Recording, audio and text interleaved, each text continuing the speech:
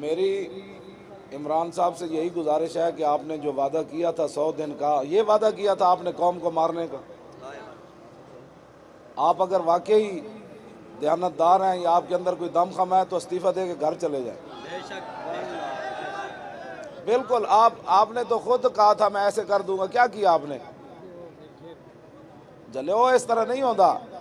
حضرت عمر دے زمانے ایک بندے نے گھوڑے پالے نا، گھوڑے، آپ نے انہوں بلایا، فرمایا یا گھوڑے مدینہ پاک تو باہر لے جا تو یا مدینہ دا چارہ تو نہ خرید سکتا۔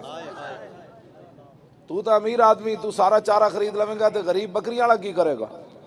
بادشاہو، او پرانے گھسے پٹے ڈاکوؤں نو نال ملا کے پاکستان میں تبدیلی نہیں آنی۔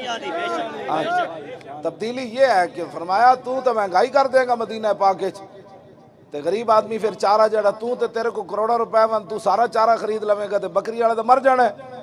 آپ کو پتہ ہی نہیں ہے، آپ صرف مدینے کی ریاست کی بات کرتے ہیں۔ مدینے کی ریاست میں میرے آقا نے 2 پتھر باندھے تھے اپنے پیٹ میں باندھے۔ ایسے بات نہ کرے۔ اگر آپ کو مدینے کی ریاست کا نہیں پتا تو پھر ہمارے مولانا عزیز الحق صاحب سے سیکھو۔ ہاں جی، سانو ایسی تو دستے ہیں مدینے دی ریاست کی ہوندہ سے۔ تینوں پتہ نہیں کنے پٹی پڑھا دیتی مدینے کی ریاست پاکستان بنے گا۔ تو پہلے مدینے دی ریاست پڑھ، تینوں تو لفظ خاتم النبیین نہیں پڑھنا آیا۔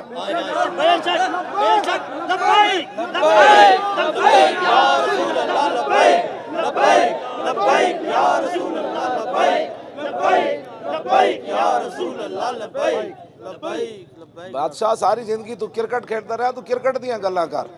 مدینے کی ریاست پہلے پڑھ اور پھر قوم کو بتا کہ مدینے کی ریاست میں کھلاڑیوں کو انعام دیے جاتے تھے۔ بتا مدینے کی ریاست میں حافظ اور قاریوں کے انعام دیے جاتے یا کھلاڑیوں کے انعام دیے جاتے؟ یہ باتیں ساری آپ کھڑے ہو جائیں ہمارے ساتھ، انشاءاللہ پاکستان میں حقیقی تبدیلی آئے گی، سارے ظلم و ستم ختم ہو جائیں گے۔